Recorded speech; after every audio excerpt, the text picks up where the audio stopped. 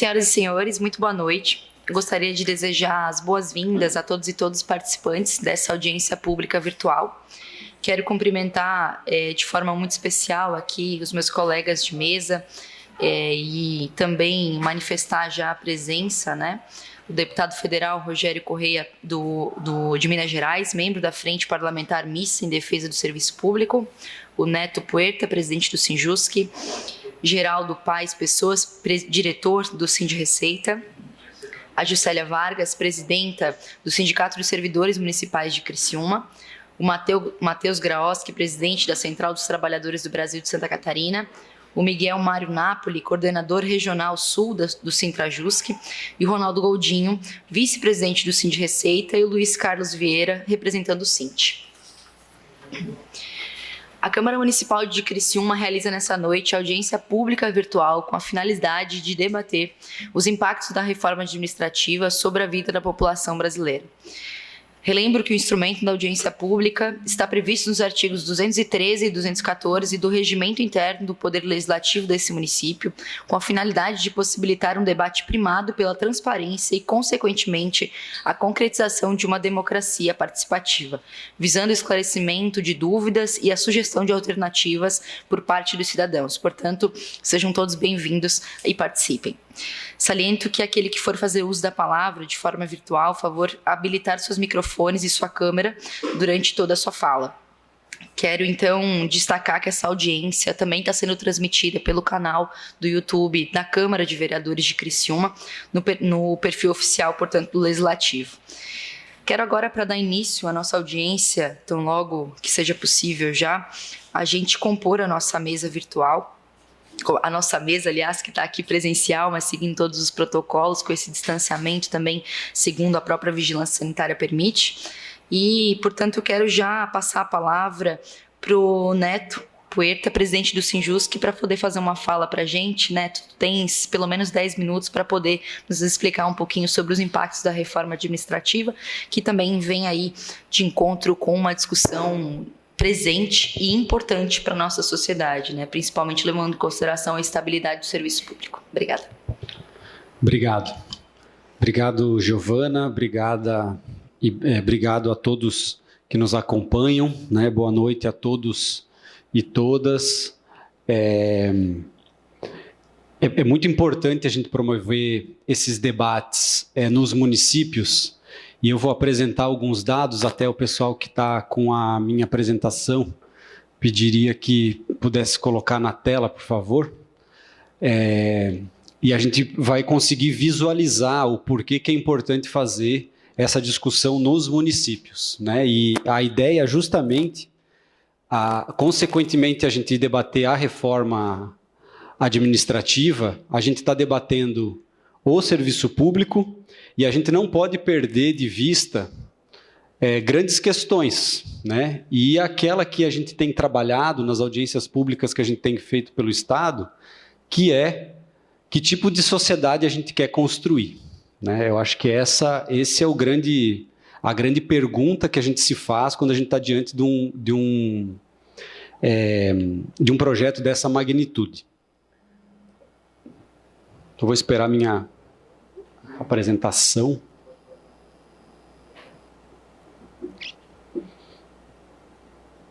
Aí, pode passar, por favor.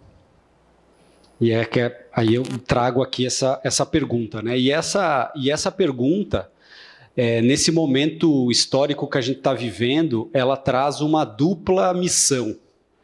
Dos movimentos sociais, dos parlamentares, enfim, dos políticos do campo progressista, do movimento sindical, e aqui já quero também enaltecer o Fórum de Servidores Públicos de Santa Catarina, que congrega mais de 25 sindicatos das 3 esferas, e a gente tem conseguido fazer uma articulação bastante importante, a ponto de estar aqui hoje, fazendo esse debate. É fruto dessa rede que a gente tem construído de uma maneira muito sólida. E essa dupla missão, ela traz como a questão de a gente resistir a um projeto que exclui efetivamente a classe trabalhadora e oprime a sociedade consequentemente. E também, outra parte dessa missão é a gente justamente trazer elementos para a construção de uma sociedade com base em outros valores éticos que não são esses impostos no governo Bolsonaro. E aí eu estou falando de solidariedade, de equidade e de justiça social. Esse projeto, então, da reforma, a gente tem que tratar ele como ele é, que é um projeto. Não se trata de incompetência, não se trata de desgoverno. Nós estamos diante de um projeto. E é contra isso que a gente tem que combater. A reforma administrativa, então, que é a PEC 32, ela desestrutura todo um modelo que foi inaugurado na Constituição de 88, de uma prestação de um serviço público universal, gratuito e de qualidade. Ele justamente quebra toda essa concepção. Então, por isso mesmo, não se trata de uma reforma, e ele vem na mesma esteira das reformas anteriores que a gente já viu. Reforma trabalhista, teto de gastos e reforma da Previdência. E aí, os dados do IBGE, os dados oficiais hoje apontam para o Brasil, pode segurar um pouco, tá? Mas tá bom aí nesse slide, daqui a pouco eu vou chegar nele. Os dados do IBGE, né, de desemprego, recorde de desemprego, né? Nós temos quase 15 milhões de pessoas desempregadas, a capacidade de produção, setores da economia com capacidade ociosa de até 60%, né? Tudo isso faz com que um grande número de pessoas, justamente por ações equivocadas do governo, precisem justamente do serviço público, do amparo e da proteção do Estado, sob pena dessas pessoas subsistirem na miséria. Então, num retrato social de extrema desigualdade como o Brasil tem, os serviços públicos eles precisam ser ampliados e melhorados. Não o inverso, porque é justamente a partir do serviço público que a pessoa desempregada vai poder levar o filho na escola, levar na creche. Essa é a condição que ele tem. A gente está dando o mínimo de condição para essa pessoa. E a reforma administrativa, ela caminha justamente na contramão disso. Nós temos um cenário social dramático das pessoas passando fome e o governo apresenta um projeto que tira o mínimo que as pessoas têm, ou a possibilidade do mínimo. E aí, os diversos argumentos que são postos para justificar essa reforma, eles não se sustentam. Não se sustentam, e a gente tem feito debates, inclusive com o relator na comissão especial, com o relator na CCJ, nós fizemos debates com ele, e os argumentos não se sustentam. Os argumentos, e aí agora pode passar que nós vamos para a parte dos números, dos gráficos, que quem são os servidores públicos no Brasil. 55% dos servidores públicos são municipais, estão nos municípios. Se a gente somar os estaduais, que são 28, dá 83. 83% dos servidores públicos no Brasil, todos, somando todas as esferas, são municipais e estaduais. Por isso da importância de fazer o debate nos municípios. Esse é o ponto-chave. Pode passar. E quem são esses servidores? 39,8% dos servidores públicos do Brasil estão na saúde e na educação básica. Então, quando se ataca o serviço público, se ataca essencialmente saúde e educação. Não está atacando o Geraldo da Receita, não está atacando eu que sou do Judiciário, não são essas pessoas. Essencialmente é saúde e educação. Pode passar. E aí tem uma outra questão que é econômica, né? E aí esse dado é muito interessante, porque na metade dos municípios do Brasil, Na metade dos municípios, 49%, a administração pública é a principal engrenagem das economias locais. Pode passar. E aqui é mais interessante ainda, porque quanto mais pobre for o município, mais a administração pública interfere na economia local. E aqui a gente vê que nos 25% menores PIB per capita municipais, 99,6% tem administração pública como a principal atividade econômica. E dos 10% mais pobres é 100%. É 100%. E quando a gente vai ver... Pode ficar. E quando a gente vai ver a questão da massa salarial, entre os 25 menores por cento, a massa salarial gerada diretamente pelo serviço público corresponde a 70% da massa salarial do mercado formal naquela cidade. 70%. E dos 10% é 80%.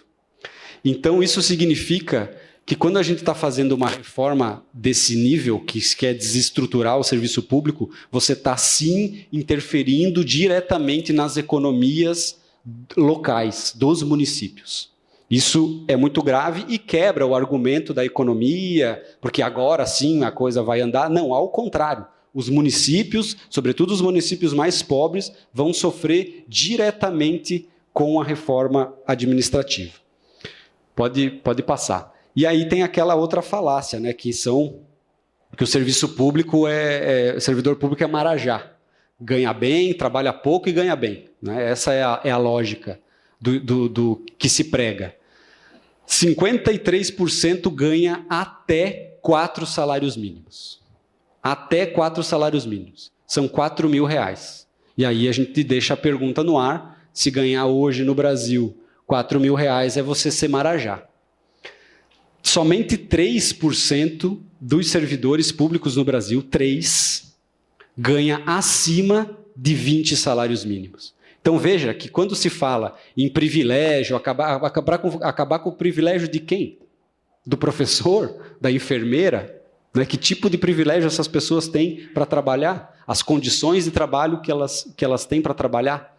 Né? Então, os argumentos, percebam que os argumentos eles vão escorrendo pelos dedos, né? Daí tem, beleza, mas então o salário não é tão alto assim. Mas tem muito servidor, o problema está no quantitativo. Pode passar o slide. O percentual de servidores em relação ao total de empregados é de 30,34%. Mas isso é lá na Noruega. É na Noruega isso. Na Dinamarca é 28%. Nos Estados Unidos é 20%. No Brasil é 12%. 12, quase 13%. 12,3% na verdade, né? 12%. E em Santa Catarina é menor ainda, é 10%. 10%.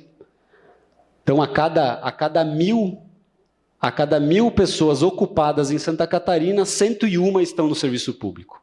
Isso é muito?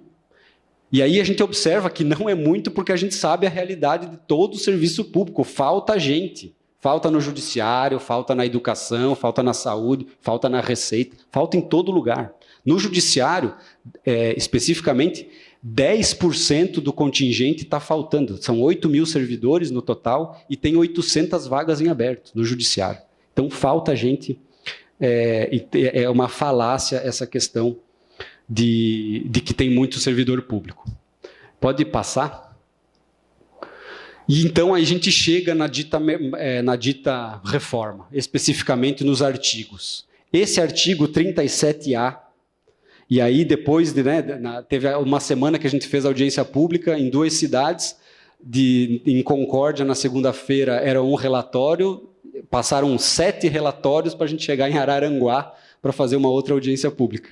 Né, da confusão. E esse artigo aí, o 37A, foi o que o Paulo Guedes falou assim, não mexe nesse artigo, porque ele tinha sido retirado e depois foi apresentado no relatório final, que é justamente a possibilidade de firmar instrumentos de cooperação com órgãos e entidades públicas e privadas. Aqui é isso que o mercado quer.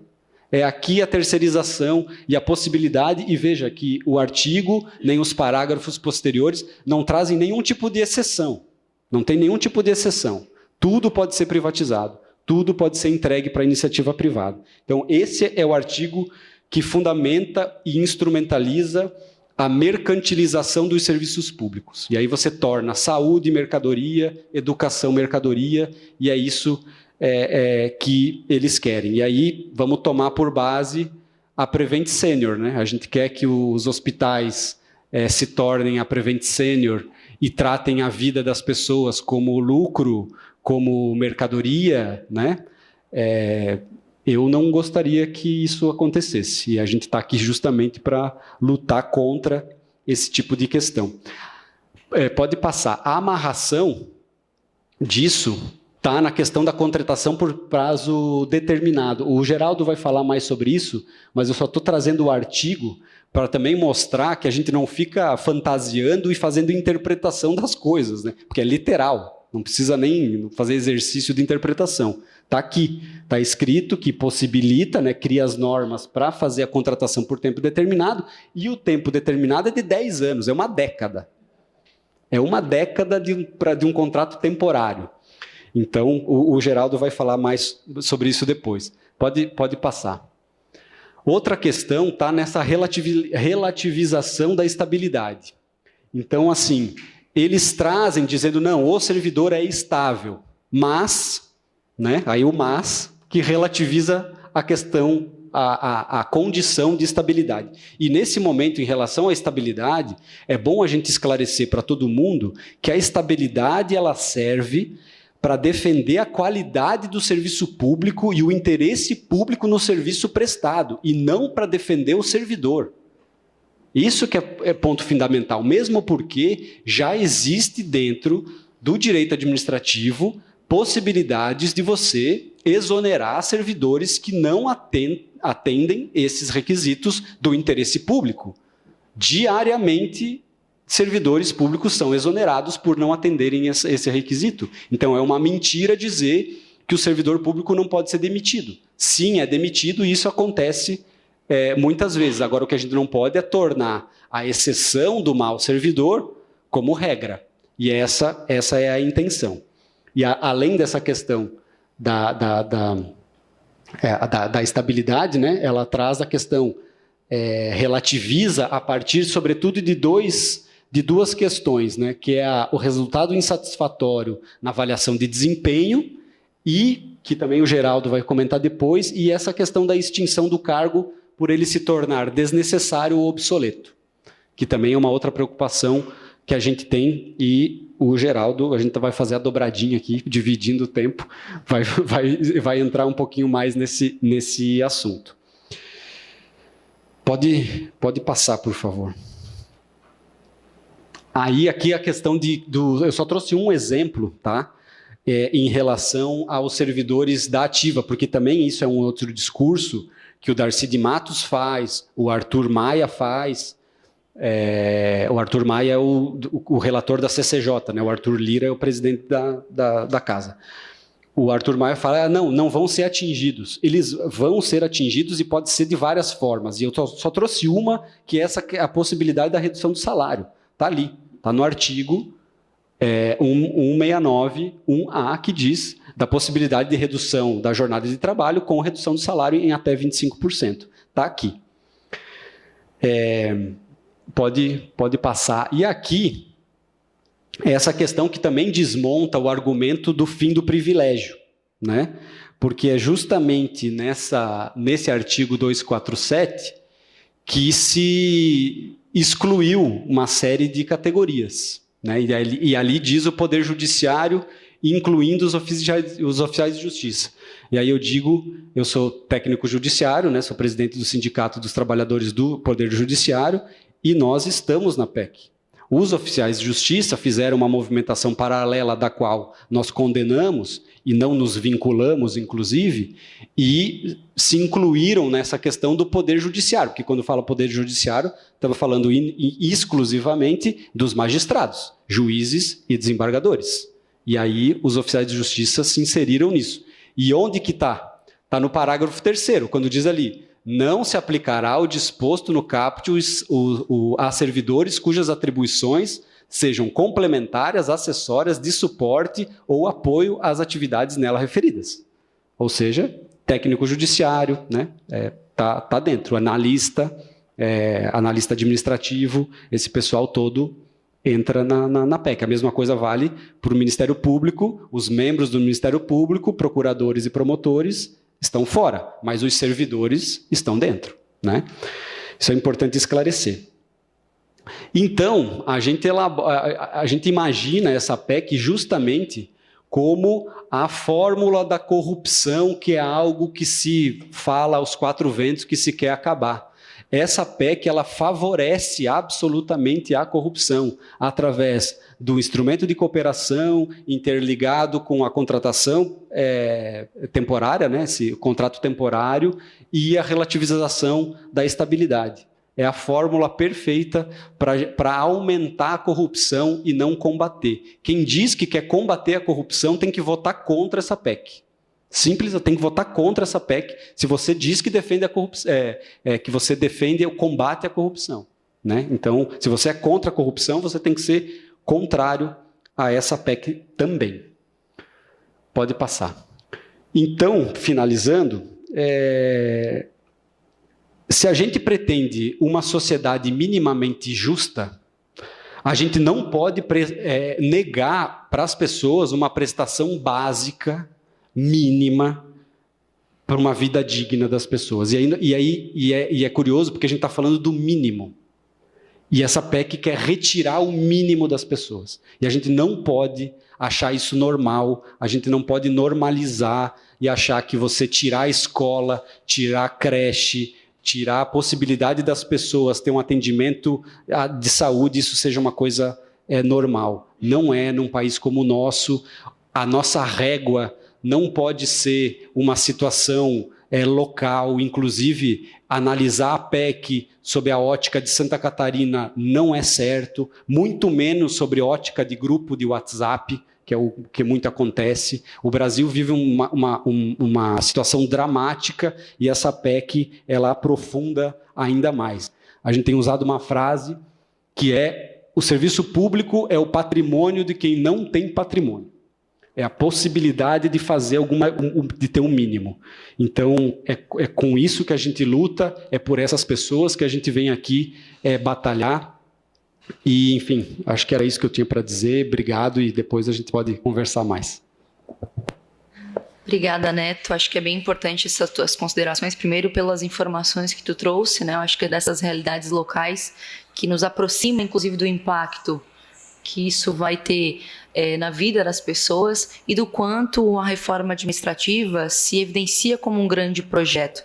O quanto a descredibilização do serviço público se evidenciou como um grande projeto. Afinal, a quem interessa é que faltem servidores, né? Porque depois a responsabilidade cai para os servidores, porque aí justifica a reforma administrativa.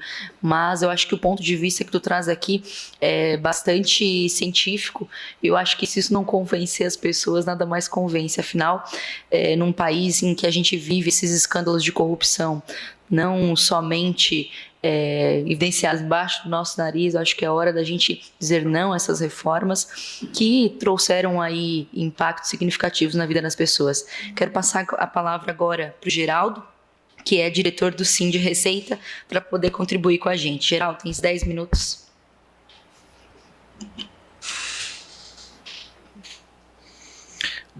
Olá, boa noite. Quero agradecer porque é muito especial a gente trazer esse debate para os municípios e especialmente para as câmaras de vereadores. Então, em nome da Giovana, eu agradeço todos os vereadores do município de Criciúma, que eu espero sinceramente que assistam, que acompanhem essa audiência que deve ficar gravada. Por quê? Porque isso atinge em cheio esta cidade.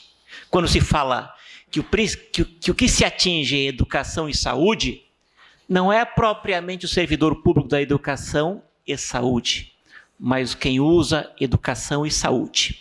Eu vou fazer uma abordagem das fraturas mais expostas da PEC, mas antes disso, eu vou só citar algumas manifestações pelo país contra a PEC. Então, nós temos primeiro um estudo da consultoria do Senado, que foi instada a se manifestar sobre a PEC e elaborou a nota técnica 6921, para isso ficar registrado aqui no município de Criciúma. Nessa nota técnica, a consultoria do Senado, que tem o papel de assessorar o legislativo para que não tomem decisões equivocadas ou não embasadas tecnicamente, ela, em seus diversos dispositivos, ela diz que essa PEC 32, que é a reforma administrativa, faz muito mal para o país. No final, ela conclui, ela é bem extensa, são mais de 40 páginas, mas ela está publicada no site do Senado da República, né? No final, ela conclui que a PEC 32 deverá piorar a situação fiscal do nosso país, seja por aumento das despesas ou redução de receitas. Ela também traz e ela relaciona diversas medidas que poderiam ser tomadas no país que dispensavam qualquer alteração na nossa Constituição.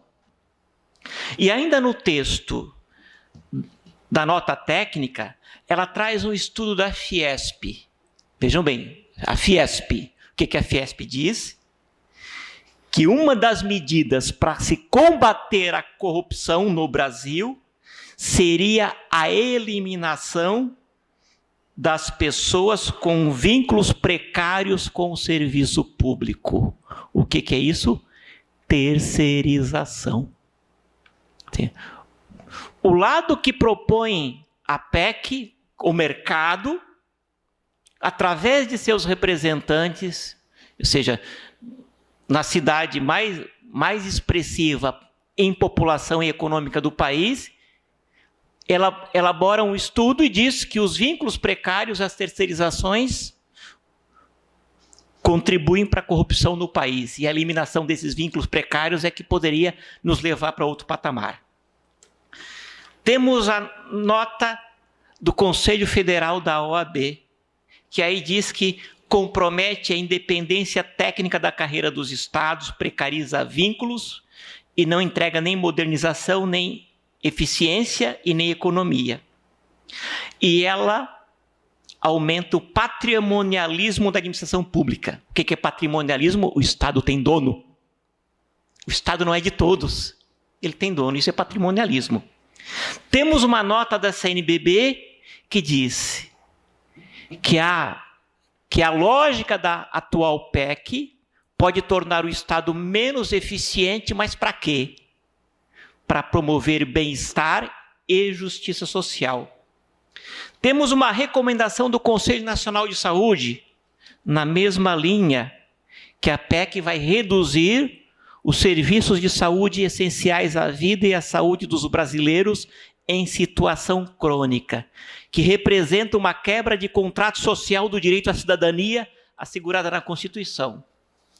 E por aí vai. Tá? Eu vou parar um pouco com essa leitura, porque inclusive o Tribunal de Contas da União disse que a PEC não tem embasamento técnico, que os números expostos pelo Paulo Guedes não encontram embasamento em lugar nenhum. Por isso que a gente gostaria muito que os deputados federais estivessem presentes a essa audiência pública. Os 3 que moram em Criciúma foram convidados, né? Porque eu não entendo por que eles fogem do debate técnico. Com todo respeito aos nossos representantes, eles estão lá para defender a população de Criciúma, do sul do estado e do nosso país, especialmente quem mais precisa. Gostaria muito que eles fizessem sua participação nessa audiência e trouxessem suas razões de divergência. A gente, num debate muito maduro, poderia expor as fraturas expostas. A gente está trabalhando no texto da PEC. Agora, o que se vende na PEC é a palavra avaliação de desempenho, como se fosse a única coisa que transitasse por ela. A avaliação de desempenho. Mas a avaliação de desempenho precisa de PEC só para quem não conhece a Constituição.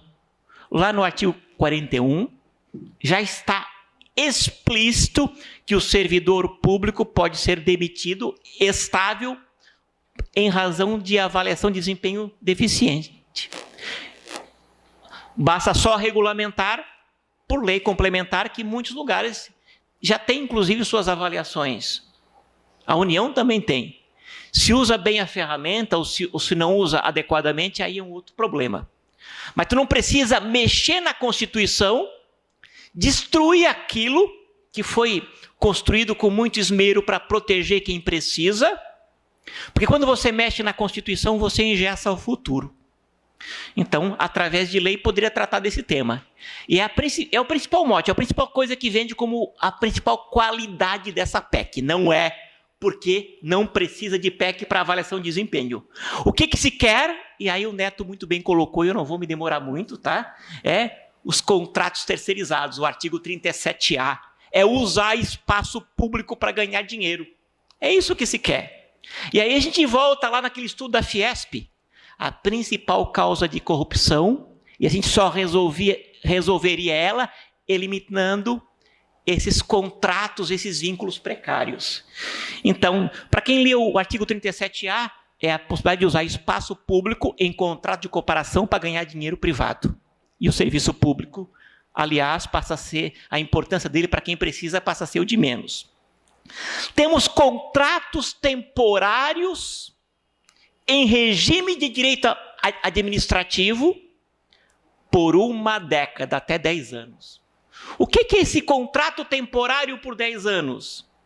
É um contrato em que o contratado não tem os direitos mínimos previstos no artigo 7º da Constituição, não tem direito a aviso prévio. Então imaginem esse trabalhador sempre refém do político. Com todo respeito aos bons políticos, como a nossa vereadora Giovana, né?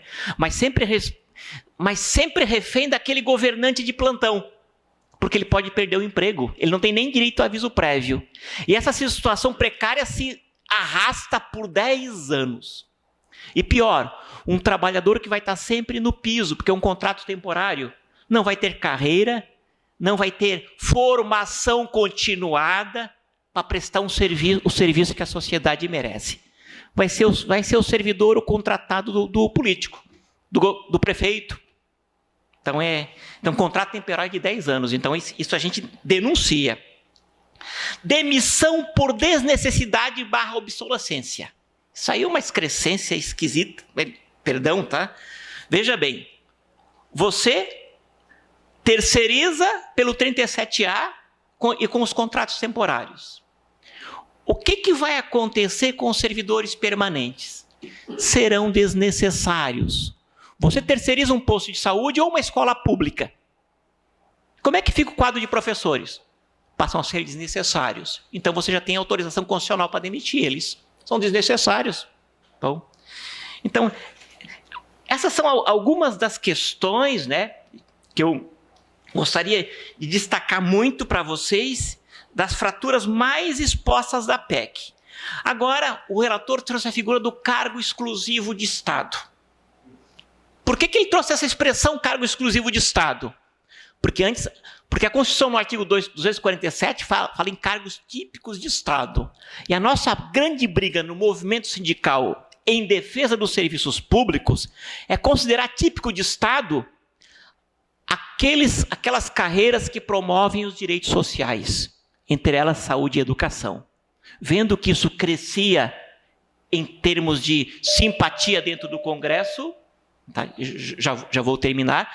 Vendo que isso crescia, mudou para exclusivo de Estado. O que é exclusivo de Estado? Aquilo que não tem paralelo na iniciativa privada. Educação e saúde tem um paralelo na iniciativa privada. E olhem bem, como é que ficam os servidores dos nossos municípios, onde a maioria é educação e saúde? E finalizando, tá? Porque os demais colegas vão abordar também pontos interessantes, né? Eu gostaria de dizer que a gente não quer um Estado forte. Eu não gosto da palavra forte, mas a gente quer um Estado que, sempre repito quando termino a minha fala, um Estado que ampara, protege e emancipa. Essa é a nossa Constituição. Encerro por aqui e depois, se houverem dúvidas, a gente cresce um pouco mais no debate com mais aspectos técnicos da PEC. Perfeito, Geraldo. Muito obrigada pela tua contribuição, bem rica e importante para esse momento, em especial essa avaliação mais política também do impacto que vai causar na vida das pessoas. Quero agradecer aqui as pessoas também que estão contribuindo no chat ao vivo aqui, a Liz, a Maria de Lourdes, Alexandre Facina. Nós temos quase 50 pessoas assistindo simultaneamente e quero agora, portanto, chamar a presidenta do Sindicato dos Servidores Públicos Municipais de Criciúma, a Juscelia Vargas, minha amiga querida. Boa noite, né? Bom fim de tarde às pessoas que nos assistem. E como a audiência pública ela é gravada, né, vereadora? A gente dá bom dia, boa tarde, boa noite, como dizia aquele político, conforme a ocasião em que as pessoas estiverem assistindo essa audiência, né? Quero cumprimentar meus companheiros aqui, o Vieira, do Cinti, o Geraldo, o Neto e a vereadora Giovana, com agradecimento especial por ter pautado esse importante debate. E eu, vereadora, quero perguntar, nós temos nesta casa 17 vereadores. Eu gostaria de saber quantos vereadores ou vereadoras estão neste momento nesta sala de audiência pública. Se a senhora puder me informar. Só eu. Só a vereadora Giovana. Então eu quero chamar a atenção aí das pessoas. Eu sei que estão acompanhando 50 pessoas ao vivo, mas esta audiência pública ela está sendo compartilhada em torno de 20, né, de 20 a 30 entidades que estão fazendo compartilhamento cruzado e estará aí nos sites, nos espaços de divulgação das nossas entidades.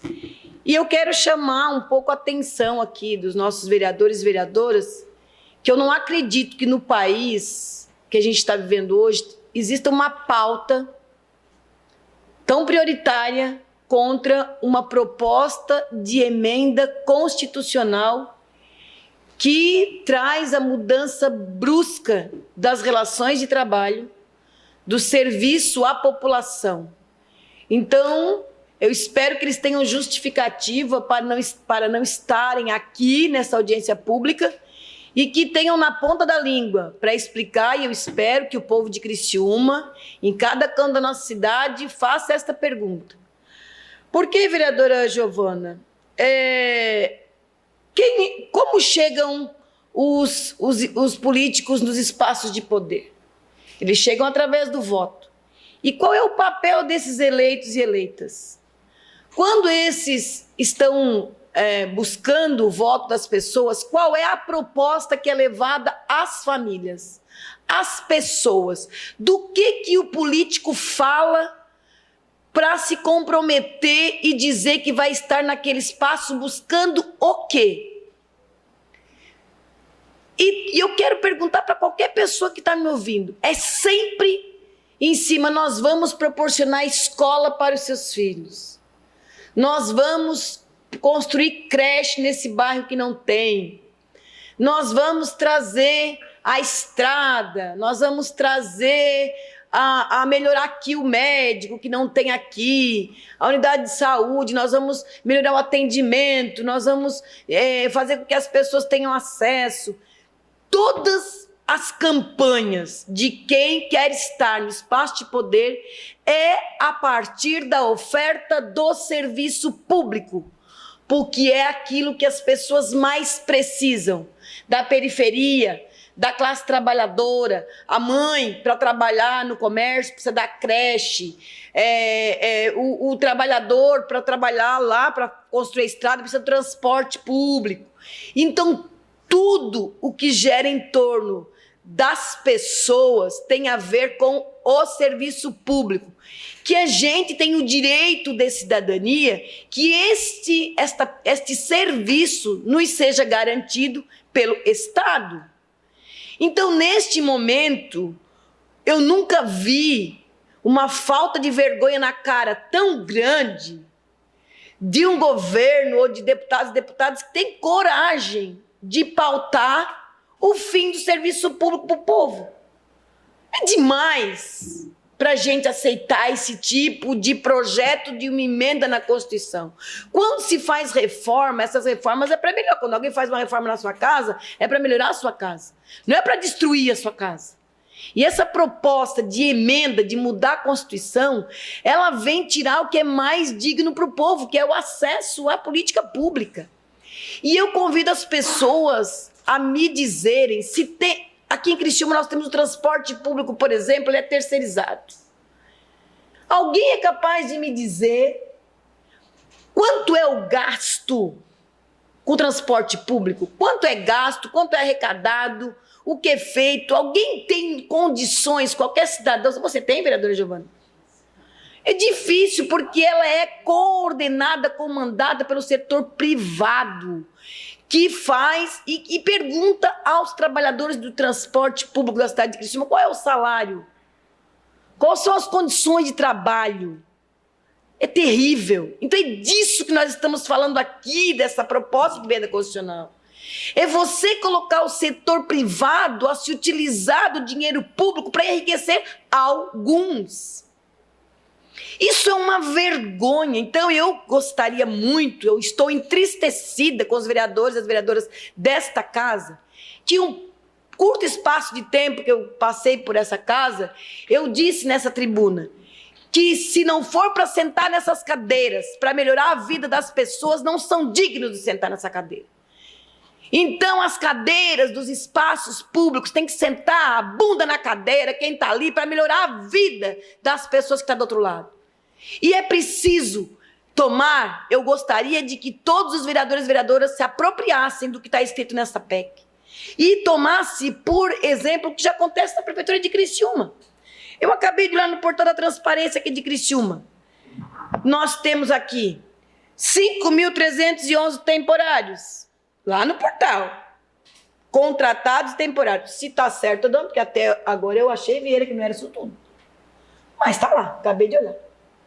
E tem aqui 3.596 efetivos. E tem aqui 834 cargos comissionados. Então, primeiro, passa por aí, que vem para moralizar o serviço público. Já está imoral, porque a grande maioria dos municípios já não cumpre a Constituição, porque já não faz concurso público. Depois o Vieira vai falar quanto tempo faz o Estado não faz concurso público. Primeiro ponto, os prefeitos e as prefeitas Brasil afora são os descumpridores da Constituição, porque eles não cumprem a Constituição e não realizam concurso público, e tem na maioria das prefeituras, a grande maioria das prefeituras não tem 50%, vereadora Giovana, de servidores efetivos. Primeiro.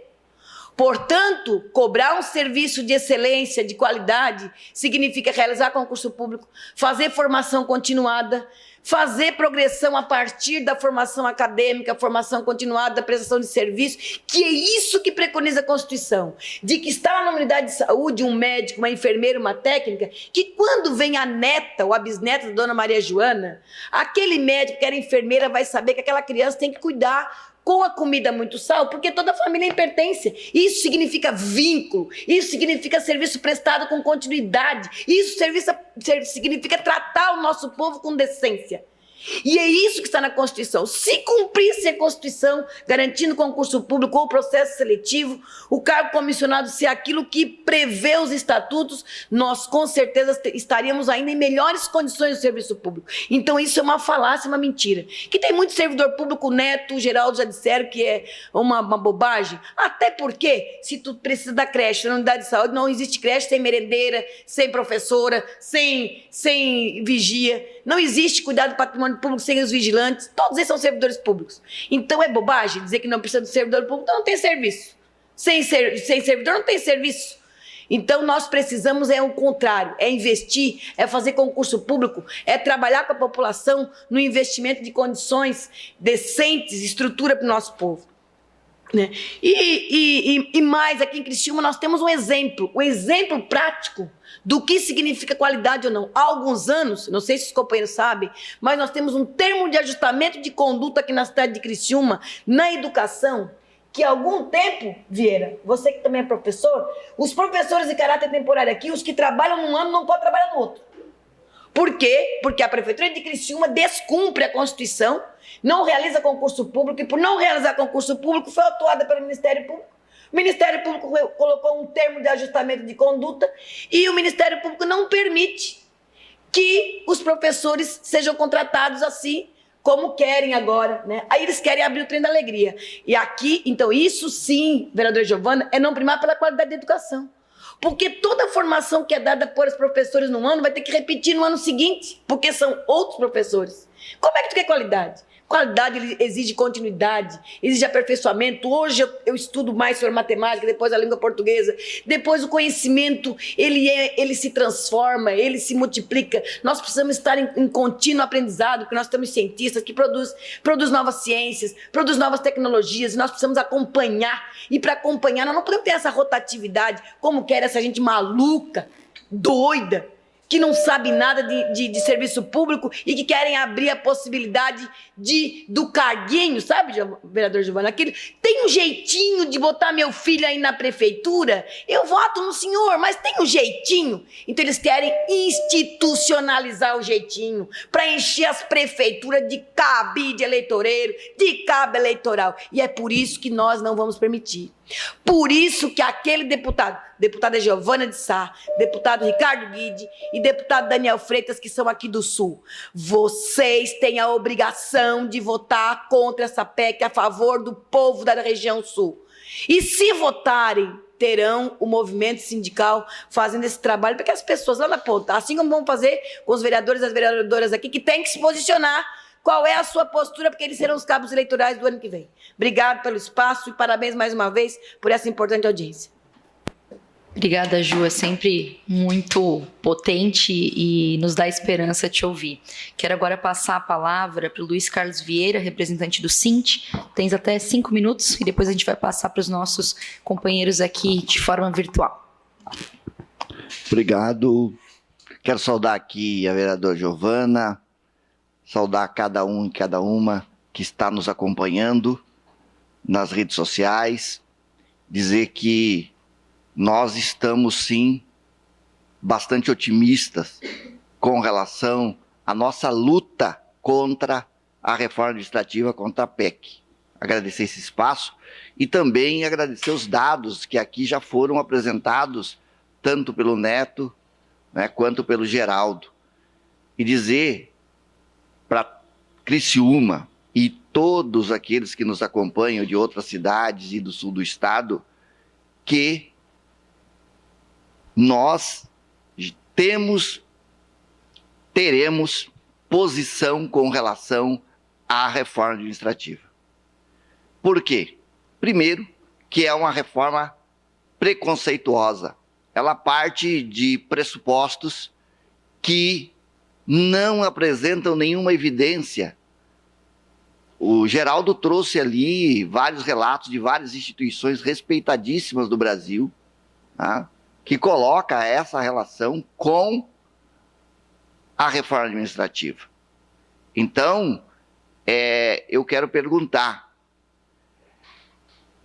quais são os especialistas que o governo consultou para apresentar a tal reforma administrativa? Onde estão esses técnicos, esses especialistas, da qual eles apresentam? Primeiro, que é falaciosa, como aqui falado pela Juscelia, e também não apresenta evidência nenhuma, porque ela parte do princípio de que o serviço público é ruim. Eles dizem e apregoam aos 4 ventos que o serviço público é ruim. Porém, esses mesmos que apregoam isso, nas campanhas eleitorais ou eleitoreiras, são os primeiros a querer dizer que a população precisa daquele serviço público e que o Estado, ou Estado ente, né, município, o Estado, a União, devem prestar esse serviço público. Então, esse é o primeiro relato. E é preciso também dizer que onde estão os números de que é preciso diminuir os gastos da folha de pagamento, principalmente da educação e saúde, né, que são os maiores números de servidores, tanto no Estado quanto nos municípios. Mas devemos lembrar que esses são aqueles que têm um salário, na média, que o Neto apresentou de R$4.000. Então, não é cortar privilégio fazer a reforma administrativa.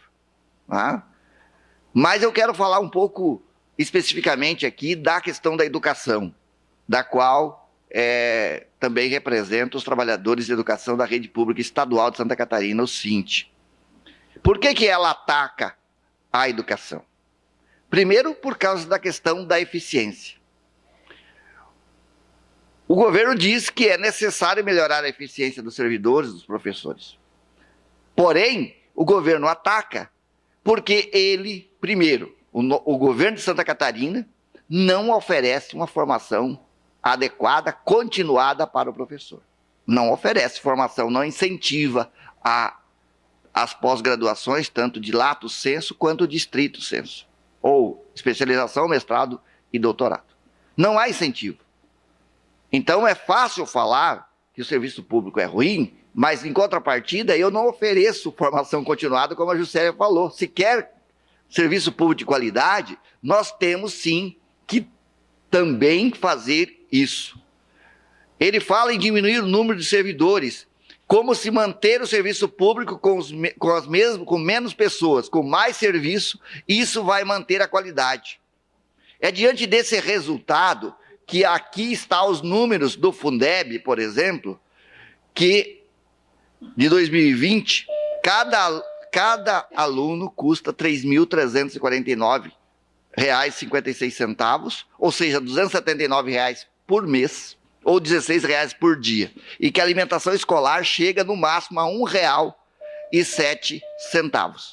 Então, quando eu tenho esse tipo de investimento, não dá para mim cobrar aqui qualidade. E sem falar na estabilidade, que atinge diretamente o professor naquilo que nós chamamos de direito de cátedra. Qual é a garantia do professor em ensinar e aprender e a divulgar as ideias e a pesquisar se ele corre o risco de ser punido? Nós precisamos repensar nisso, porque com a chefia da qual o Geraldo anunciou aqui, se eu for numa sala de aula e falar algo que não está de acordo ou que quero o meu chefe imediato, eu poderei ser punido. E a estabilidade é aquela que me garante falar. E estabilidade não é sinônimo de preguiça. Portanto, a reforma administrativa, para encerrar, e agradeço a paciência, tá? Ela é simplesmente passar aquilo que é público para iniciativa privada. E a única saída para o Brasil, para os municípios, como Criciúma, etc., é barrar essa reforma administrativa. Por isso eu quero chamar a atenção aqui. Cobrem dos seus deputados federais, né, principalmente da nossa região sul, que votem contra o serviço público. Obrigado, Giovana. Obrigada, Vieira. Sempre bom te ouvir. Quero salientar, né, e dando prosseguimento à nossa audiência, que, conforme o artigo 213, no parágrafo 2º do Regimento Interno do Poder Legislativo, essa audiência ela dura, portanto, 2 horas no máximo, e esse primeiro momento está sendo dedicado para as nossas considerações aqui da mesa e para a nossa mesa também virtual, e o restante do tempo a gente vai utilizar para encaminhamentos finais. Quero agora passar a palavra para o Matheus Graoski, presidente da Central dos Trabalhadores do Brasil, de Santa Catarina. Você tem até 5 minutos. Obrigado, vereadora Giovana. Quero saudar aqui a Câmara de Criciúma, saudar a nobre vereadora Giovana Mondardo, todas as demais lideranças sindicais aqui, especialmente também ao presidente do Sinjusc, o Neto, tem sido um grande combatente aí na luta contra a PEC 32. E que é a reforma administrativa, né, que propõe uma mudança profunda na carreira das atuais servidoras públicas e na forma de organização do Estado, né, atinge todo o conjunto da sociedade brasileira, se entendermos que o serviço público ele diz respeito à vida de toda a nação brasileira. A PEC 32 ela altera significativamente o regime de contratação, permitindo a ampla terceirização e privatização dos serviços públicos no Brasil. Ao contrário do que podemos pensar, isso não contribui para a eficiência do serviço público. Simplesmente ela dá ao administrador a possibilidade de burlar a norma constitucional da imparcialidade, né? Que as pessoas que realizam o serviço público devem ser tecnicamente habilitadas e não devem ter compromissos de ordem político-partidária ou econômica capaz de interferir no seu trabalho, né? Daí o porquê da garantia de estabilidade, de concurso público, né, e impessoalidade na escolha. Quer dizer, retirando esses critérios, o funcionário público ele fica à mercê dos desejos políticos dos gestores de plantão, né? Como seria se os órgãos de fiscalização públicas não tivessem independência para investigar de forma imparcial e criteriosa quem quer que seja, independente do cargo de poder que ocupa? Então, a PEC 32 aparelha o Estado à política de plantão, possibilitando a corrupção que corra solta, né, sem a possibilidade de ação do poder público. A PEC 32 é a PEC da corrupção. É a PEC para passar pano nos escândalos de corrupção que diariamente estamos vivenciando no nosso país e que, para serem investigados, punidos, necessitamos de independência, estabilidade, autoridade dos servidores e das servidoras públicas. Terceirizar é também uma forma de burlar a impessoalidade, né, e comprometer a própria eficiência do serviço público. Então, um projeto de extremo ataque à classe trabalhadora que o governo operou para produzir um profundo desmanche na legislação trabalhista. É uma clara tentativa do modelo político neoliberal em vigor no país de impedir que o Estado cumpra a sua função constitucional. A PEC 32 acaba com a base fundamental da necessidade do Estado, que é de promover a cidadania a todos os brasileiros e brasileiras.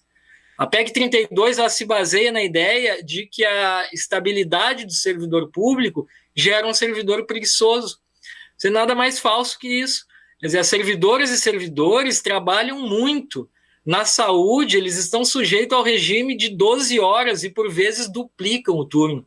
As professoras e os professores que se dedicam à educação em condições adversas, com baixos salários, trabalhando em casa, de forma não remunerada, preparando aula, corrigindo trabalho, sem a remuneração de hora-atividade, né? A realidade é que sem esses trabalhadores e trabalhadoras não tem hospital público, não tem escola pública, creche, INSS, judiciário, saneamento e segurança pública, lá onde não tiver interesse ao capital privado de investir. O Estado ele não é uma empresa, ele não atua para obter o lucro, né? Mas para que a maioria possível de pessoas tenha acesso a condições materiais sem as quais não é possível ter uma vida digna.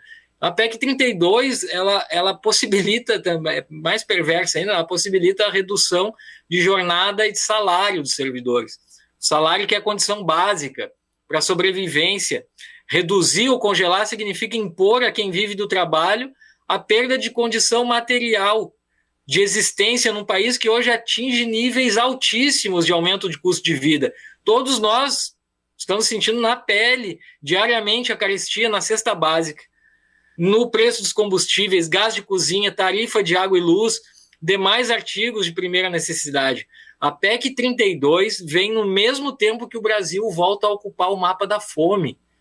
Quanto mais precário for o serviço público, mais excluída das possibilidades de vida digna estarão as pessoas que dele dependem para ter acesso à saúde, educação, moradia e justiça.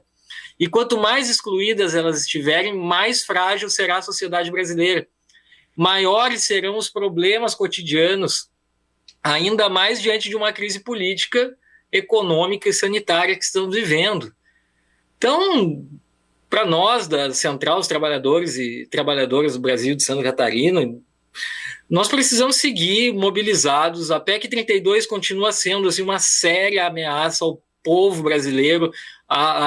É indispensável continuar pressionando, mobilizando, debatendo e conscientizando o povo sobre o caráter perverso da reforma. A privatização dos serviços públicos está na mira do governo Bolsonaro. É preciso dizer não à PEC 32. Muito obrigado, senhoras e senhores. Obrigada, Matheus. Dando seguimento, portanto, chamo agora o Miguel Napoli, coordenador regional sul do Sintrajusc. Miguel, 5 minutos. Boa noite. Giovana, te cumprimentando, cumprimento a mesa, cumprimento as pessoas que nos assistem e os amigos que nos acompanham aqui. É um lugar comum considerar que é triste o povo que precisa de heróis. E nós temos tido, ao mesmo tempo, a tristeza e a alegria de ter um movimento sindical forte e atuante contra essa que é uma grande responsabilidade, que é essa PEC 32, acompanhada de outras irresponsabilidades, mas essa nos diz muito de perto, porque nós estamos muito próximos do problema, apesar de que todas as outras reformas que vieram também causaram grandes problemas. Foram previstos esses problemas, aconteceram e boa parte do país fez ouvido mocos a esses alertas que foram feitos. Criciúma tem 3 deputados federais. Nós estamos aqui fazendo uma discussão extremamente importante. A Prefeitura de Criciúma é, de longe, o maior empregador dentro do município. Tem, como a Juscelia lembrou ainda há pouco, tem algumas centenas de funcionários vinculados a ele e é, com certeza, o principal fornecedor de serviços dentro do município. E nós não podemos contar, e aqui eu reitero a crítica da Juscelia, reitero a crítica de outros, reitero a crítica justa do Geraldo, da ausência dos vereadores para discutir esse tema extremamente importante para o município de Criciúma, e dos 3 deputados que a cidade colocou em Brasília e que se recusaram a participar aqui conosco, para, pelo menos, que contrapusessem tecnicamente os argumentos que foram colocados aqui e que são muito bons, né? Eu venho do Sintrajusc e eu vejo no Poder Judiciário, que é o poder onde as pessoas operam o direito e, portanto, têm mais facilidade de compreender o significado de uma peça legislativa e de compreender o significado negativo da PEC 32, eu vejo a grande preocupação deles em relação... É muito presente a preocupação dos meus colegas do Judiciário e outros aqui que também são do mesmo setor, devem identificar a mesma coisa, com a má qualidade desse texto, não só como um texto legal em si, mas como o resultado negativo para o país como um todo e para a administração pública como um todo. E é uma pena muito grande nós não podemos contar aqui com a contraposição de nenhum outro parlamentar além da Giovana, que na verdade corrobora com os argumentos que foram apresentados aqui. E por um outro lado, nós vemos uma militância intensa, nós vemos que muitos dos que estão aqui estiveram em Brasília pressionando o Congresso a não votar a favor dessa loucura. E existe a possibilidade de nós ganharmos essa luta. E parabenizo a todos vocês que estão nessa luta, porque é uma luta válida, é uma luta necessária, assim como muitas outras.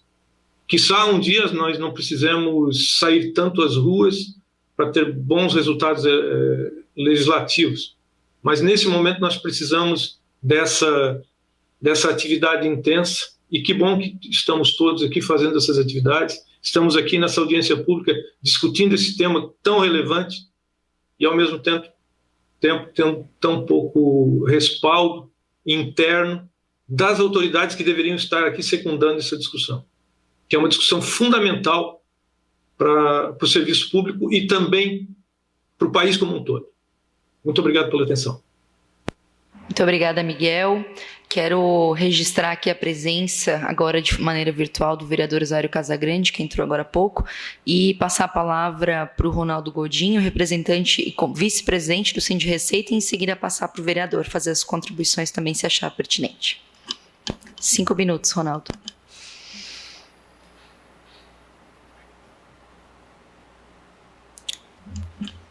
Está desligado o microfone, eu acho.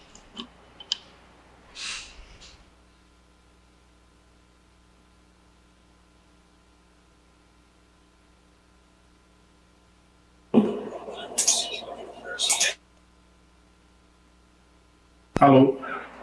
Agora Alô? sim. Tá, meu sistema, cada vez ele muda o microfone do sistema. Cumprimento a todos, né, na pessoa da Giovana, dessa mesa, companheiros, amigos e amigas, né, de luta, dessa caminhada que nós estamos tendo que percorrer juntos na luta por um futuro que o nosso Brasil merece. Eu costumo utilizar algumas analogias nessas conversas para tentar esclarecer para as pessoas o tipo de problema que nós estamos enfrentando. E eu gosto de lembrar a todos, né, o quanto o nosso país é rico e o quanto o nosso país é injusto.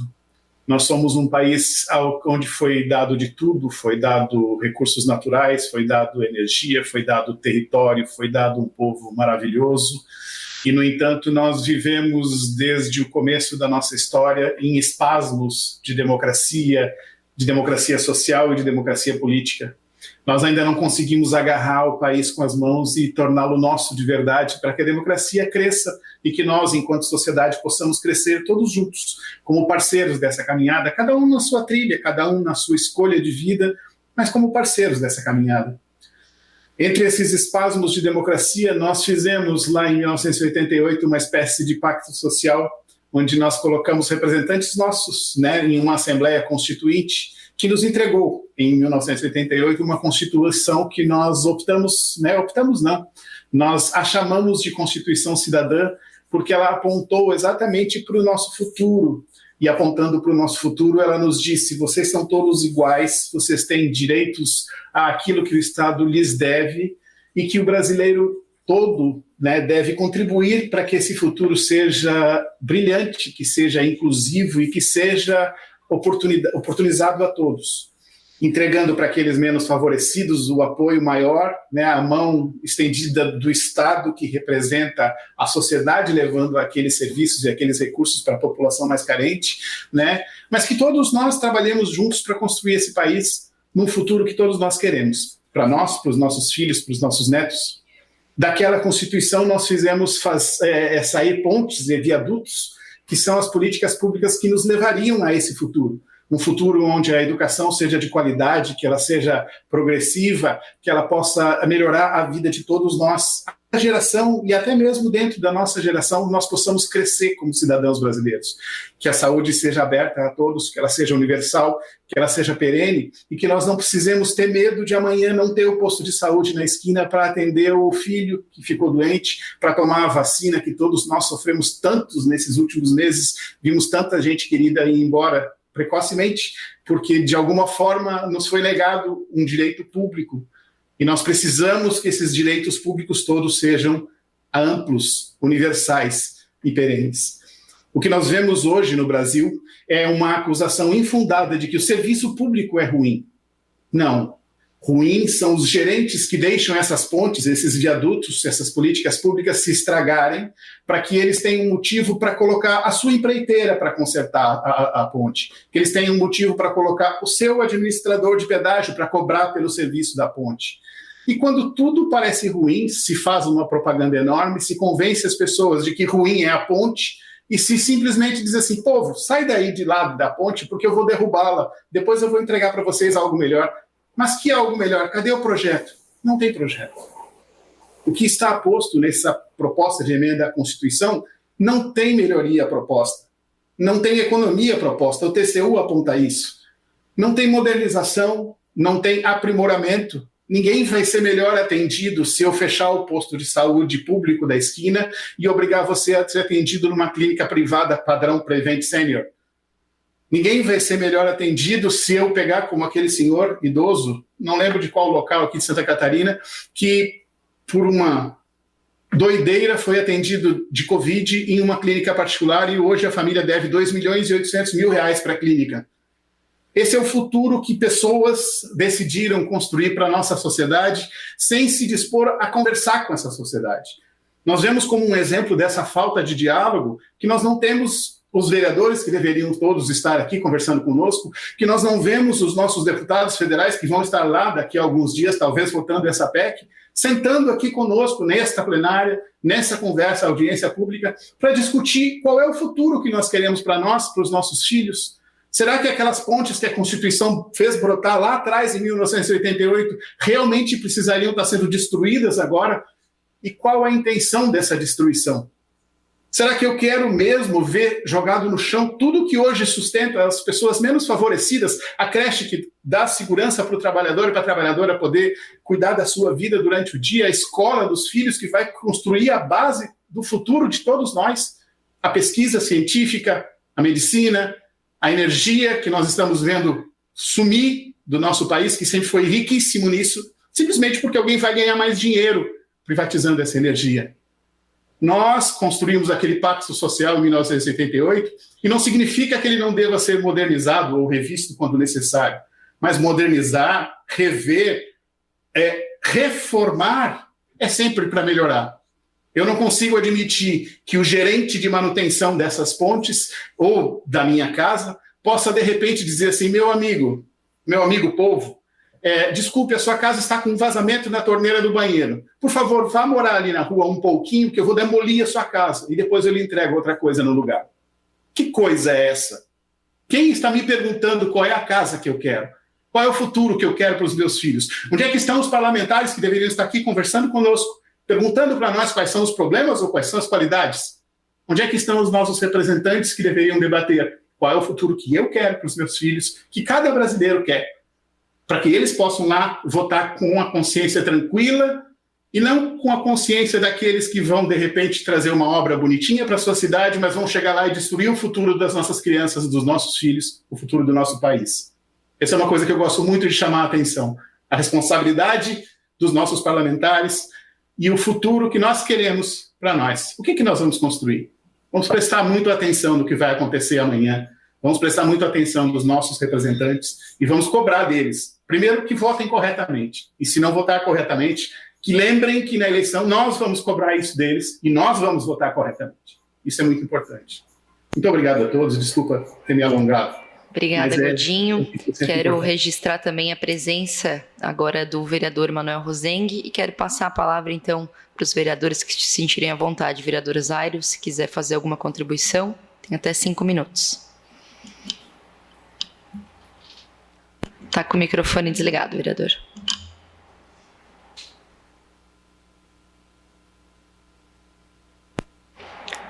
Está desativado, acho que na tela.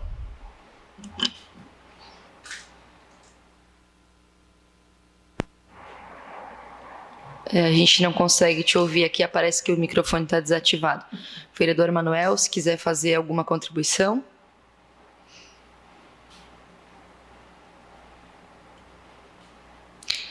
Está desligado o microfone também.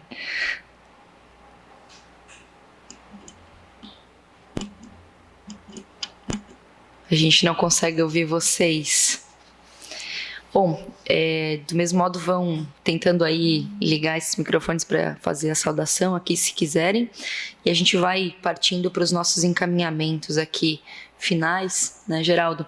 Quero passar então para o Neto e fazer as contribuições finais e depois a gente passa para o Geraldo para a gente poder ir fazendo o fechamento. Consegue ouvir agora, vereadora? Opa, agora sim, vereador. Eu estou com a imagem do... Tô levando uma surra aqui. Mas é um prazer participar, mesmo que rapidamente, dessa audiência, pela importância do tema abordado. Uma reforma administrativa que não tem nada de reformista, né?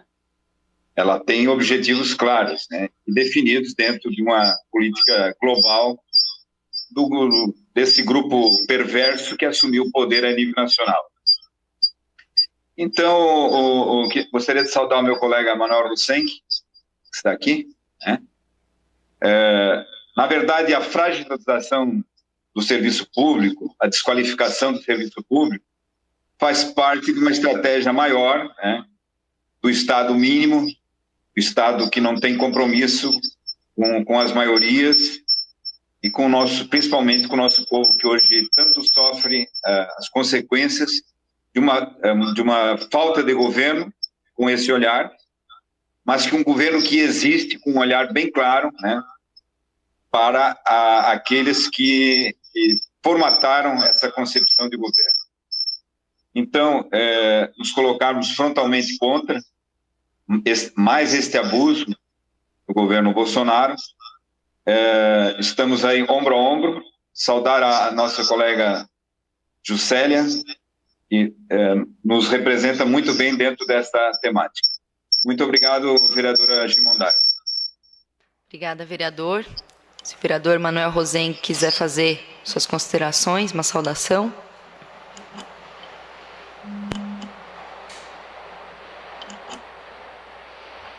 Não conseguimos te ouvir, vereador. Tudo certo. Foi? Não deu. Bom, vou passar então ao Neto para a gente ir se encaminhando para o final da nossa audiência aqui, mas registro a presença dos estimados vereadores aqui presentes.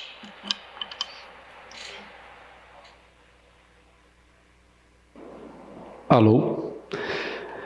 Obrigado, vereadora Giovana.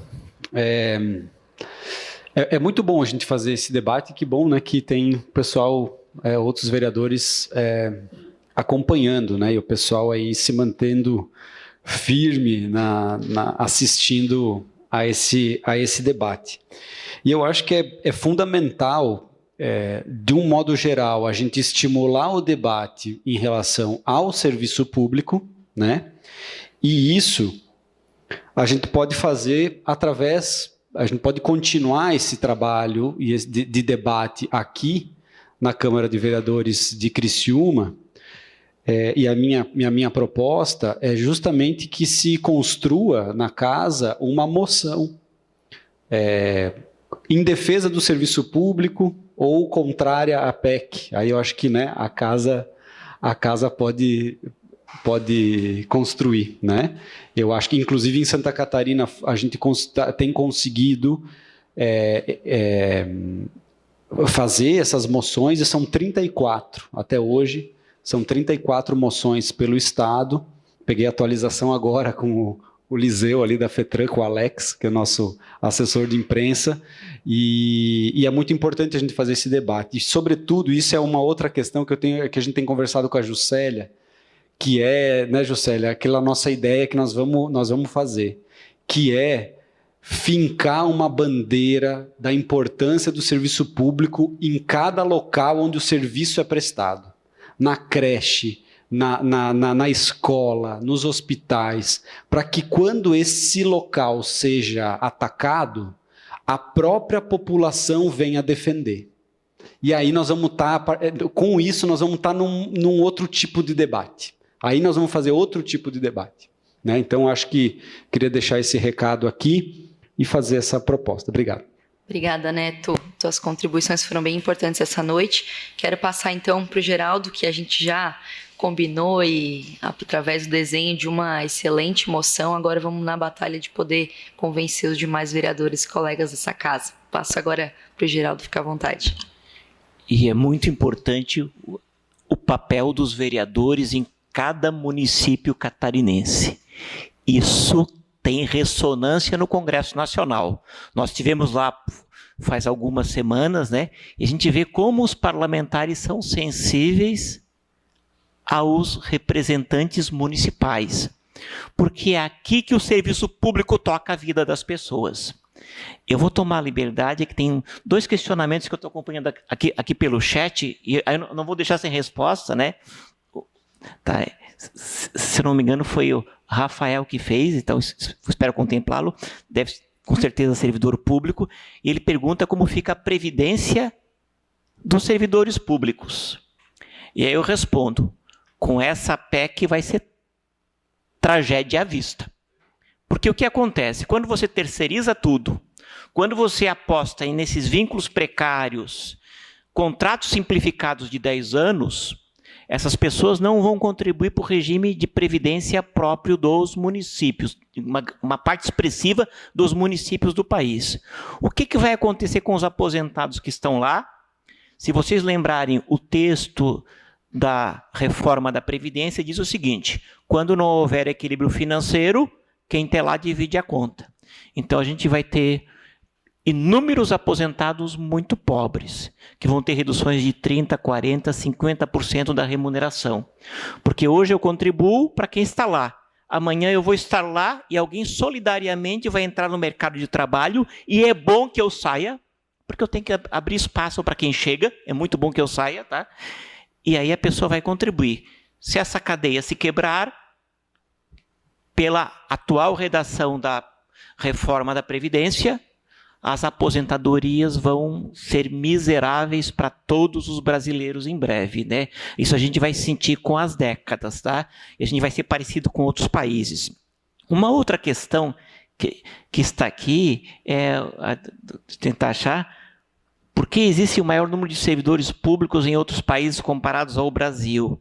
Aí é a concepção de que Estado máximo, mínimo. A gente não gosta muito desse debate, porque o Estado é o necessário em cada momento. O Brasil é um país com problemas gigantescos e ainda precisa muito do Estado. E se você olhar mundo afora, então, esses dados estão publicados lá na página do FONASEF, através de um estudo, né? Houveram quase 900 desprivatizações e reestatizações mundo afora. Quem mais desprivatizou e reestatizou? Reino Unido, 65. Estados Unidos, 67. Alemanha, 348 desprivatizações. França, 152. E qual a justificativa? Serviço mal prestado, tarifa muito cara para o usuário do serviço público e a preocupação excessiva das empresas com o lucro e não com a vida das pessoas. E aí eu vou usar aquela frase do Milor Fernandes, né? O Brasil tem um grande passado na sua frente. A gente não se digna a olhar em volta, em torno do mundo e aprender com a história. E principalmente com quem está fazendo diferente. A gente almeja, a gente se mira em alguns defeitos, mas esquece de olhar as poucas virtudes. Se a gente olhar ao redor do mundo, a gente vai ver que a PEC 32 está na contramão da história. Eu pergunto, privatizar é bom? Para quem? Se o mundo todo já está pensando diferente. Estado mínimo? Para quem? Para o mais pobre. E aí, então, deixo essas considerações finais e aproveitei para... Espero ter contemplado quem está nos assistindo, e obrigado, Giovana. Tá. E como questão de encaminhamento, eu quero ratificar o que o Neto disse, né? Nós já temos 34 moções aprovadas nas câmaras de vereadores dos municípios catarinenses, e essas atitudes feitas pelo país afora está fazendo muita diferença para quem precisa dos serviços públicos. Então, a gente deixa como questão de encaminhamento para nossa vereadora, ratificando o que o Neto disse, né?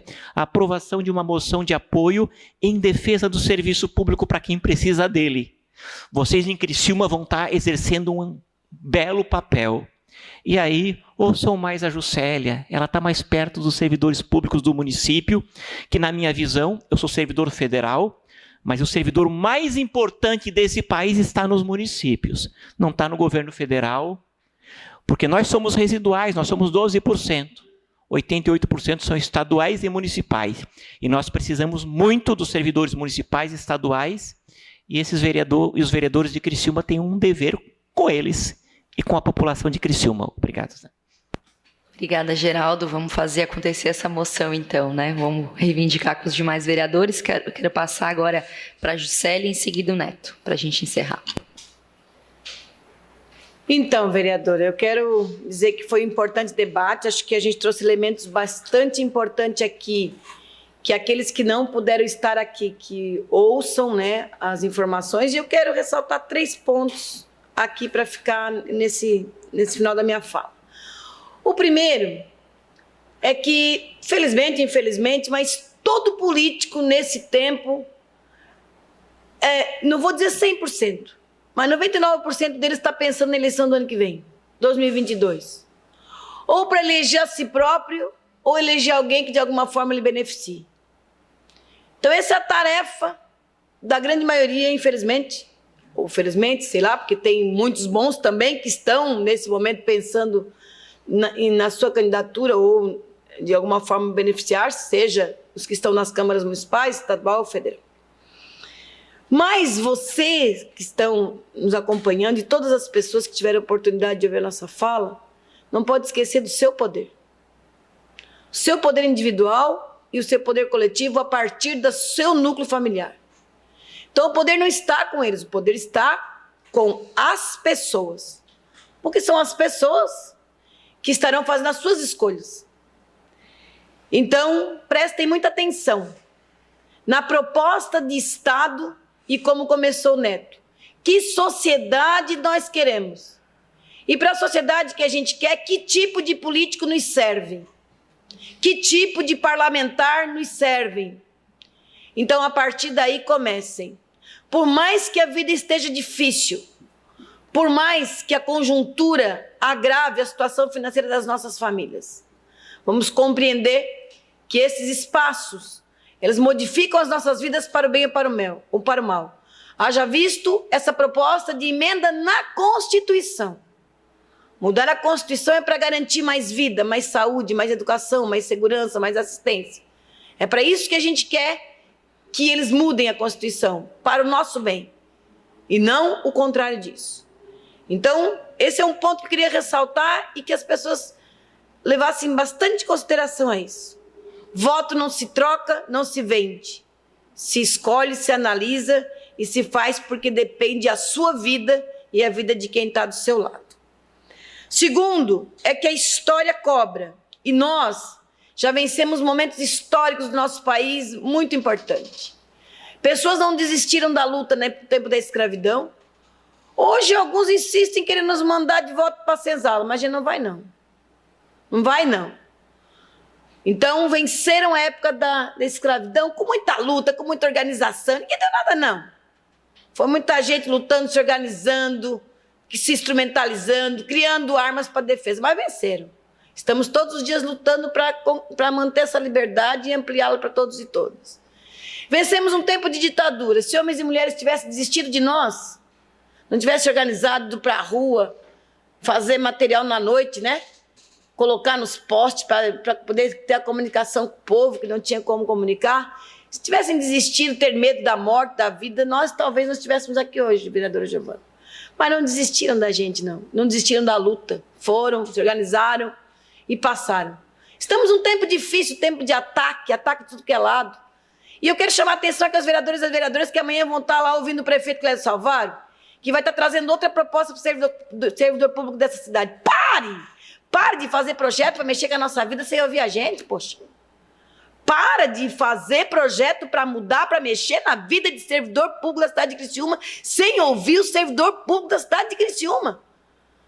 Parem com isso. Nós existimos, nós estamos em todo canto dessa cidade, tocando, melhorando, contribuindo, cuidando das pessoas. Então, nos ouça, prefeito Clédio Salvário e vereadores e vereadoras que amanhã vão estar às 9 horas ouvindo mais um projeto apresentado pelo prefeito. Nos ouçam. Ouçam aqueles que fazem, que tocam essa cidade. E o último ponto é a esperança está na luta. A esperança está na luta. A luta faz a lei. Por isso, meu povo, vamos continuar nessa cantada aí. É luta, é briga, é organização.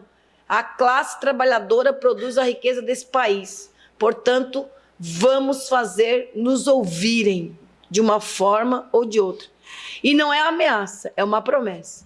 Deputado e deputada que votar a favor dessa desgraça, podem ter certeza, tão incansáveis como estamos sendo agora, Brasília, cada canto desse país, cada canto dessa cidade, nós seremos muito mais, para que o povo saiba de que lado vocês estão. Obrigada. Obrigada, Ju. Passo para o Neto agora, para a gente poder ir encerrando. Obrigado. Eu só queria fazer uma complementação em relação ao que... um gancho, na verdade, ao que o Geraldo comentou e ao que a Juscelia, na pergunta do Rafael, nosso companheiro lá de Blumenau, e por que existem mais servidores públicos em outros países. No pós-guerra, para reconstruir esses países, se a gente for ver, a maioria daqueles países daquele gráfico são da Europa, os países nórdicos e os demais países, foi o Estado que interveio para reconstruir esses países. Não foi o velho da van da Noruega. Foi o Estado. Então, e os resquícios que se tem hoje na Europa de uma vida um pouco melhor é resultado dessa política, né? Com a crise de 2008, nos Estados Unidos, que todo mundo lembra, o governo norte-americano investiu 800 bilhões de dólares para salvar os bancos privados. De novo, não foi o velho da van dos Estados Unidos, foi o Estado que fez isso. Muito embora, na crise de 2008, se apostou sim na política de austeridade. E aí a gente começou a escutar muito essa palavra, né? Austeridade, austeridade. Inclusive, criando, para quem é do campo progressista, uma posição de irresponsabilidade prévia por você não concordar com a austeridade. E aí eu trago uma referência aqui de um livro do professor Vladimir Safatli, que é O Neoliberalismo como Gestão do Sofrimento, onde ele aborda, são vários artigos esse livro, mas no primeiro ele aborda justamente essa questão de você ser um irresponsável se você é contra essas reformas, na largada já, né? Então se cria um aspecto de moral, de moralidade, e não necessariamente técnico, porque política de austeridade sequer é uma teoria econômica. Sequer é uma teoria econômica. Mas, na crise da pandemia, isso se inverteu. Porque essa política de austeridade, ela não deu certo e afundou e aprofundou ainda mais a crise de 2008. E para a crise da pandemia se fez justamente o inverso. O Estado, nos países da OCDE, investiram mais, a ponto de, até o final de 2021, o PIB, a média do PIB vai chegar, de endividamento relativo ao PIB, vai chegar a 125% nesses países da OCDE. Ou seja, é o Estado botando dinheiro. E a gente não vê o Partido Novo dando chilique quando isso é mencionado. E aqui no Brasil é a mesma coisa. No começo da pandemia, em abril de 2020, o Paulo Guedes investiu 1,2 trilhões de reais no mercado financeiro. E eu não vi o Partido Novo de Santa Catarina dar chilique. Não vi.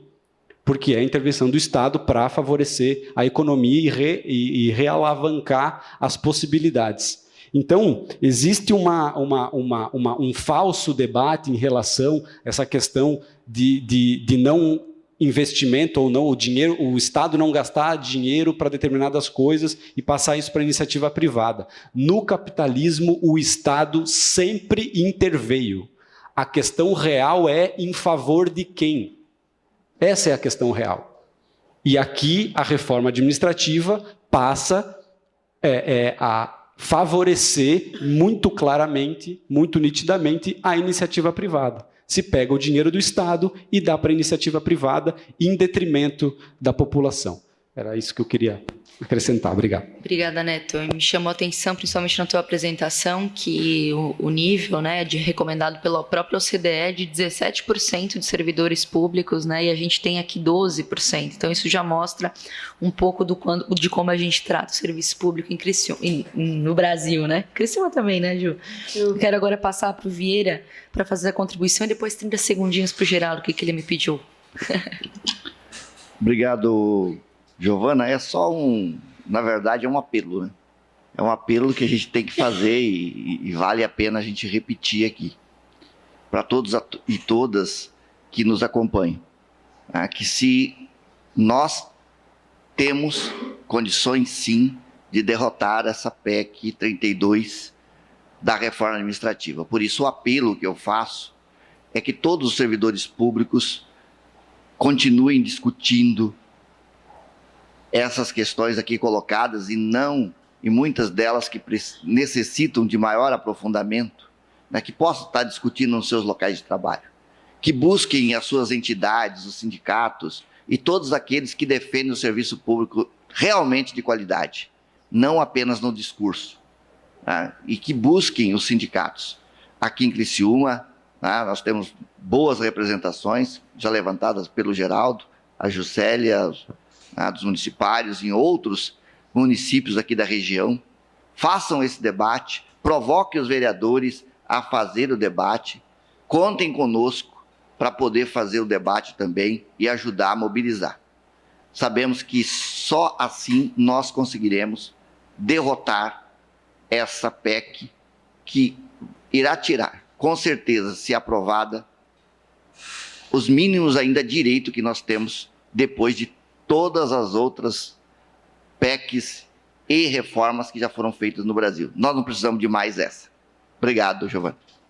Obrigada, Vieira. Agora, Geraldo, para encerrar. E eu só queria um comentário muito final, tá?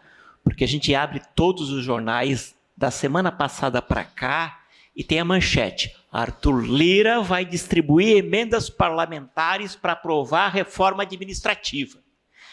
E aí eu pergunto, quanto custa cada emenda parlamentar distribuída por nossos deputados federais? E o que custou para o nosso povo? Olhem, se você olhar a vida daquela viúva que agora vai se aposentar e não sobra dinheiro nem para a subsistência dos filhos, ou aquela pensionista que o marido teve um acidente de trabalho e ficou lá com 2, 3 filhos e tem que viver agora com 30% do valor do que o marido contribuía, foi o mundo construído em troca de emenda parlamentar. No Brasil, só 25% dos trabalhadores se aposentam por tempo de contribuição. O que será dos outros 75%? Vão conseguir 40 anos de carteira assinada? Os nossos deputados já venderam os trabalhadores uma vez em troca de emendas parlamentares. Às vezes aquele ginásio de esporte, aquele calçamento bonito, pode estar custando o sangue das gerações futuras. Então vejam bem, tá?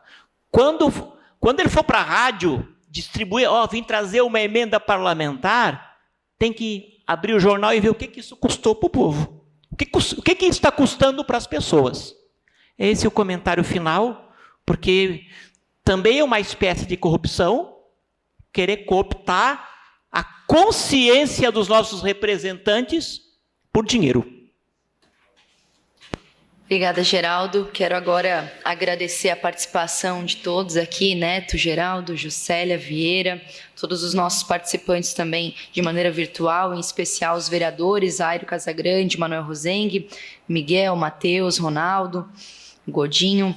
Quero, então, saudar essa audiência pública e, como encaminhamento final, a construção dessa nossa moção através do nosso mandato também, mas que a gente possa reivindicar e fazer, de fato, o debate com os demais colegas vereadores aqui da casa, porque esse era o ambiente para isso, inclusive para a gente discutir com aqueles que pensam diferente e no campo das ideias, né? Então, acho que a gente pode ainda, e me coloco à disposição para a gente poder fazer. Quem sabe, vereadora, quem sabe pedir aos vereadores que chamem os 3 deputados do Sul, conversem com os 3 deputados do Sul, para que eles digam para o povo aqui da região qual é a sua posição em relação à PEC 32 e por quê.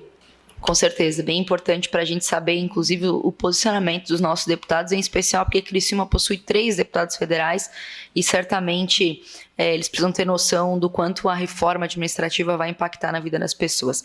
Quero, então, em nome da Câmara Municipal de Criciúma e dos nobres colegas Zairo Casagrande e Manuel Rosengue, agradecer a cada um dos senhores e senhoras que participaram e da presença e da participação aqui de forma virtual pelo chat do nosso canal no YouTube. Informo que o resultado dessa audiência é fruto do coletivo e da construção do âmbito do debate desse espaço, que em 2 horas exercitou aqui não só uma consciência mais solidária, mas também de exercitar a participação política e democrática de todos e todas. Então, não havendo mais nada a tratar, declaro encerrada essa nossa audiência pública. Uma boa noite a todos e todas.